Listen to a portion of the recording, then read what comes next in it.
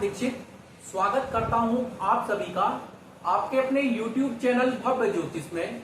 मित्रों, आज की इस वीडियो में हम चर्चा करेंगे त्रिबल शुद्धि के बारे में कि त्रिबल शुद्धि क्या होती है। जब भी किसी जातक के विवाह का मुहूर्त बनाना हो, जब भी किसी जातक के विवाह का मुहूर्त बनाना होता है तो वहां पर तीन ग्रहों की शुद्धि या तीन ग्रहों के बल या उसकी शुभता को देखा जाता है। तो ये तीन ग्रह कौन से होते हैं, सबसे पहले ये जान लेते हैं। ये तीन ग्रह हैं सूर्य महाराज, चंद्र महाराज तथा गुरु महाराज। लड़के के लिए सूर्य महाराज तथा चंद्र महाराज के बल को देखा जाता है, लड़की के लिए चंद्र महाराज तथा गुरु महाराज के बल को देखा जाता है। अब इस बल को देखा कैसे जाता है, सबसे पहले इसको जानते हैं।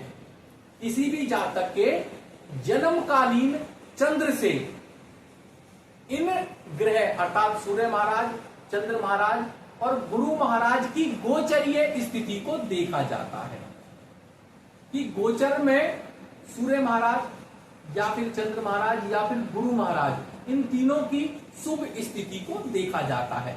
तो यहां पर सबसे पहले ये जानते हैं कि जन्मकालीन चंद्र महाराज से इन ग्रहों की शुभ स्थिति कौन सी है। देखिएगा, सबसे पहले चंद्र महाराज को देखते हैं। जन्मकालीन चंद्र महाराज से ग्रहों की गोचर में स्थिति। सबसे पहले चंद्र महाराज को देखते हैं, गोचरीय चंद्र महाराज को, और देखना किससे है, जन्मकालीन चंद्र महाराज से। तो जन्मकालीन चंद्र महाराज से गोचर के जो चंद्र हैं वह शुभ कौन कौन से भाव में होते हैं, यह देखिएगा।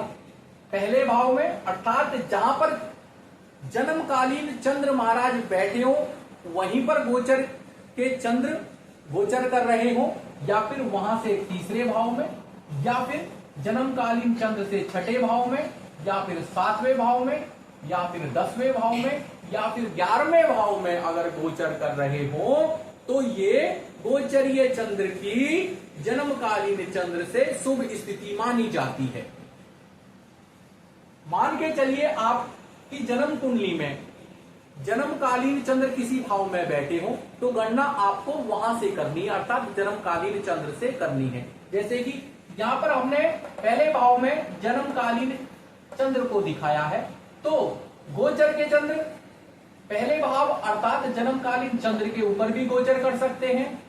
जन्मकालीन चंद्र से तीसरे भाव या फिर छठे भाव या फिर सातवें भाव या फिर 10वें भाव या फिर 11वें भाव में गोचर करें तो ये चंद्र महाराज की शुभ गोचरीय स्थिति मानी जाएगी। वहीं पर अगर जन्मकालीन चंद्र से गोचर के चंद्र चौथे भाव या फिर 8वें भाव या फिर 12वें भाव इनमें गोचर करें तो ये अशुभ स्थिति मानी जाती है, इनको छोड़ा जाता है। तो जन्मकालीन चंद्र से आप चौथा भाव, 8वां भाव और 12वां भाव गिनेंगे। जैसे कि यहाँ पर जन्मकालीन चंद्र ये है, यहां से चौथा भाव देखिए 1 2 3 4 ये चौथा हो गया, 5 6 7 8 ये 8वां, 9 10 11 12 ये 12वां, जो गणना है जन्मकालीन चंद्र से होनी है। तो अशुभ भाव में गोचर के चंद्र को छोड़ना पड़ता है। उसके बाद में अन्य जो भाव बचे हैं, क्योंकि कुछ भाव तो शुभ आ गए, कुछ अशुभ आ गए, और जो बचे हैं वह सामान्य भाव हैं।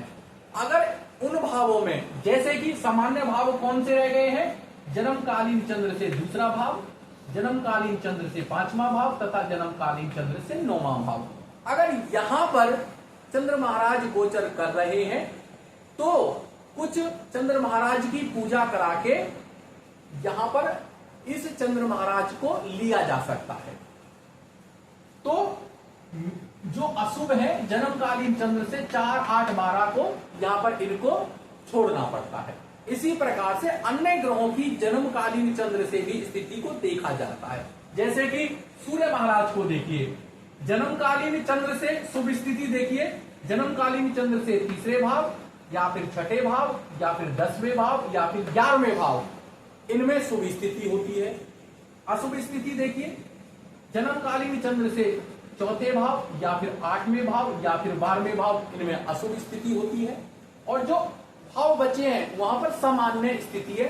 हमने यहाँ पर पूज्य भी लिखा है। अब बचे भाव कौन कौन से बचे? जन्मकालीन चंद्र से पहला, दूसरा या फिर 5वां या फिर 7वां या फिर 9वां, ये भाव बचे हैं। अगर इनमें स्थिति हो तो सूर्य महाराज की पूजा कराने के बाद में यहां पर सूर्य महाराज को लिया जा सकता है।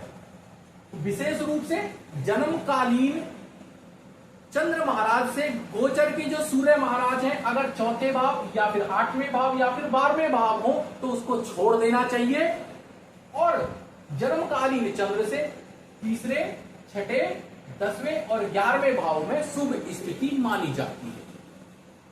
उसी प्रकार से गुरु महाराज के गोचर को भी देखना पड़ता है कि जन्मकालीन चंद्र महाराज से गोचर के गुरु दूसरे भाव या फिर 5वें भाव या फिर 7वें भाव या फिर 9वें भाव या फिर 11वें भाव, इनमें शुभ स्थिति रहती है, बली स्थिति रहती है, इसको लिया जा सकता है, इसको लेते हैं। उसके बाद अशुभ स्थिति देखिए, जन्मकालीन चंद्र से चौथा भाव या 8वां भाव या फिर 12वां भाव, ये अशुभ स्थिति है, इसको छोड़ा जाता है।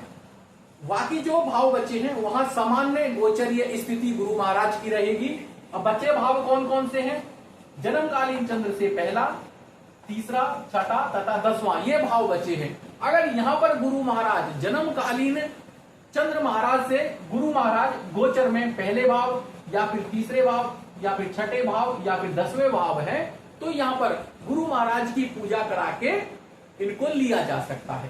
तो यहां पर हमने 3 ग्रह के बल को देखा और यह देखा कि जन्मकालीन चंद्र महाराज से गोचर के चंद्र महाराज, गोचर के सूर्य महाराज तथा गोचर के गुरु महाराज की स्थिति को देखना है। और जातक के विवाह के मुहूर्त में शुभ स्थिति को लिया जाता है तथा अशुभ स्थिति को छोड़ दिया जाता है। और जो सामान्य या पूज्य स्थिति है वहां पर ग्रह की पूजा करा के उसको लिया जा सकता है। तो कई बार ऐसा भी होता है कि मान के चलिए कि हमने लड़के और लड़की दोनों के जन्मकालीन चंद्र से मुहूर्त बनाया। कई बार किसी एक का कोई ग्रह जन्मकालीन चंद्र से 4, 8, 12 इनमें से किसी भाव में आ रहा है, तो उसको हम यह देखेंगे कि जन्मकालीन चंद्र से जो ग्रह 4, 8, 12 आ रहा है, कोई एक आध ग्रह कोई आ रहा है, अगर वह ग्रह अपनी स्वयं राशि में है या फिर अपनी उच्च राशि में है या फिर अपनी मित्र राशि में है, उसके साथ वह ग्रह अष्टक वर्ग में भी बली है। ग्रह जिस राशि में गोचर कर रहा है, आप अपनी कुंडली में अष्टक वर्ग में देखिए कि उसमें कितने बिंदु हैं। अगर अष्टक वर्ग के हिसाब से आपकी कुंडली में उस राशि को देख लीजिए, अष्टक वर्ग में अगर ग्रह बल प्राप्त कर रहा है तो उस ग्रह को गोचर में लिया जा सकता है, बशर्ते इसको सावधानी पूर्वक देखना चाहिए। जो ग्रह 4 जन्मकालीन चंद्र से 4, 8, 12 है, तो उनको सबसे पहले तो यह देखिए किस राशि में। अगर अपनी राशि में है तो इससे शुभता बढ़ती है, बल बढ़ता है। वही ग्रह अगर अष्टक वर्ग में भी दोनों स्थिति को देखिए बली है तो उसको एक बार लिया जा सकता है ऑप्शनली, ये आपको देख लेना चाहिए। कई बार ऐसा भी होता है कि ग्रह जन्मकालीन चंद्र महाराज से शुभ भाव में गोचर कर रहा होता है, परंतु जो शुभ भावों के अंदर कई बार नीच राशि आ जाती है, शत्रु राशि आ जाती है, अष्टक वर्ग में कमजोर बिंदु उस राशि में होती है, तो उसको छोड़ना चाहिए। तो इस प्रकार से आप किसी भी जातक की त्रिबल शुद्धि निकाल सकते हैं। त्रिबल शुद्धि में 3 ग्रहों के बल को देखा जाता है, अर्थात गोचर में ग्रह की स्थिति को देखा जाता है, वो भी जन्मकालीन चंद्र से। लड़के के लिए सूर्य महाराज तथा चंद्र महाराज की गोचरीय स्थिति शुभ स्थिति बली स्थिति। लड़की के लिए जन्मकालीन चंद्र से गोचरीय चंद्र तथा गुरु महाराज की स्थिति बली स्थिति शुभ स्थिति को देखा जाता है। इसी प्रकार त्रिबल शुद्धि का निर्धारण किया जाता है। तो आशा करता हूं कि मित्रों यह वीडियो आपको पसंद आया होगा। अगर वीडियो पसंद आया हो तो प्लीज इसको लाइक करें, शेयर करें और हमारे YouTube चैनल भव्य ज्योतिष को सब्सक्राइब करें। धन्यवाद।